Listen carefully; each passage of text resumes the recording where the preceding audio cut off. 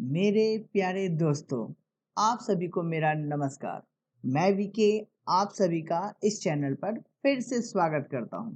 दोस्तों, मुझे उम्मीद है कि आप सभी की ग्राम पंचायत अधिकारी की तैयारी अच्छी चल रही होगी और इस सीरीज की पिछली 2 क्लास में आपको ग्राम पंचायत अधिकारी की तैयारी में निश्चित रूप से फायदा मिला होगा। तो दोस्तों, अब ज़्यादा लेट ना करते हुए हम सभी इस सीरीज के तीसरे क्लास को शुरू करते हैं, जो है आज़ादी के बाद पंचायती राज व्यवस्था। दोस्तों, मैं इस बात को शामिल कर देना चाह रहा हूँ कि मैंने पूरे सिलेबस का कई भाग कर दिया है और जिसके हर एक भाग को मैं धीमे-धीमे हर एक क्लास में कवर कर रहा हूँ, ठीक है? तो इसके लिए आप लोग परेशान मत होइए, आपका पूरा कोर्स कब कवर हो जाएगा आपको खुद भी नहीं पता चलेगा। इवन अगर आप लोग सही तरीके से पूरे इन्फॉर्मेशन को रिवाइज़ कर पाते हैं, मेमोराइज़ कर पाते हैं, तो मुझे जहाँ तक लगता है कि आप लोगों को एक भी क्वेश्चन ऐसा नहीं मिलने वाला है जो यहाँ से बाहर होगा, ठीक है? करीब-करीब मुझे लगता है कि मेरे पास एमसीक्यू के रूप में 2 से 2,500 क्वेश्चन होंगे। अब सबको एक साथ लाके दे दूँगा ना, तो आप भी कहोगे यार ये कितना ज़्यादा है। इसलिए थोड़ा-थोड़ा करके इन्फॉर्मेशन, थोड़ी-थोड़ी करके एमसीक्यू, ठीक है? चलिए, अब दोस्तों आज के वीडियो में हम 1947 में स्वतंत्रता प्राप्त करने के बाद भारत में पंचायती राज प्रणाली के विकास के बारे में गहराई से जानेंगे। इस प्रणाली ने विकेंद्रीकृत शासन और ग्रामीण विकास में महत्वपूर्ण भूमिका निभाई। आइए इस ऐतिहासिक पृष्ठभूमि से शुरुआत करते हैं।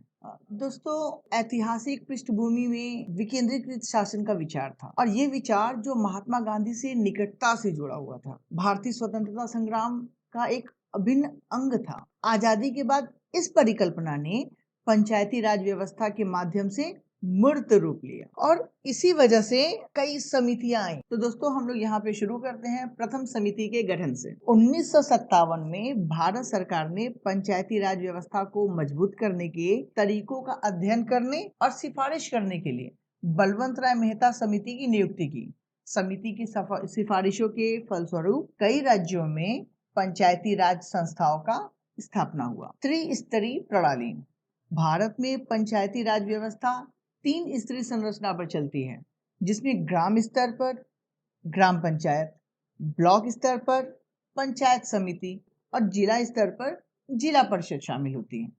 हर एक स्तर की अपनी विशिष्ट भूमिका और जिम्मेदारियां होती हैं, ठीक है दोस्तों। इसमें 73वां संशोधन अधिनियम बहुत अच्छे से काम किया है पंचायत राज व्यवस्था में।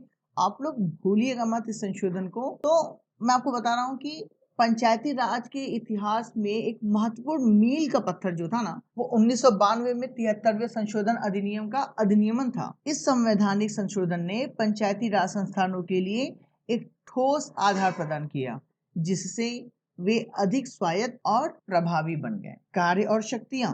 पंचायती राज संस्थाओं को ग्रामीण विकास, शिक्षा, स्वास्थ्य और स्थानीय बुनियादी ढांचे से सहित कई प्रकार के कार्यों का प्रभार लेने का अधिकार दिया गया। वे जमीनी स्तर पर शासन में भूमिका निभाते हैं। आज के समय में क्या सीन है?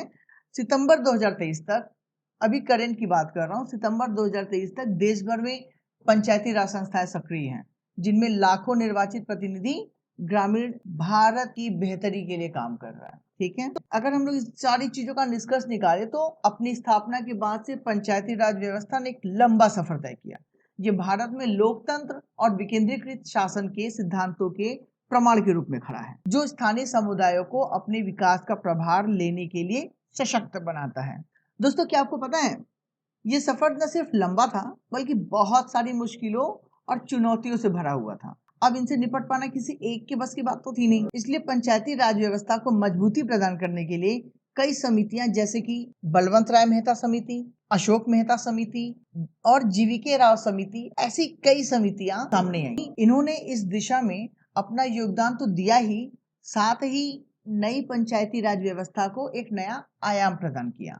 तो दोस्तों, जैसा कि मैं पहले भी बता चुका हूं कि वीकेजी क्लासेस कंटेंट की गुणवत्ता के साथ कोई समझौता नहीं करेगा और इसलिए मैं वीके इन सारी महत्वपूर्ण समितियों के साथ आपको अगले वीडियो में फिर से यही मिलूंगा। आपकी तैयारी में कोई कमी न रह सके, इसलिए हम सभी इन सारी जानकारियों से संबंधित बहुविकल्पी प्रश्नों को जल्द ही पेश करेंगे। मेरे प्यारे दोस्तों, अगर आप सभी को ये जानकारी पसंद आई तो लाइक करिए ना, शेयर करिए।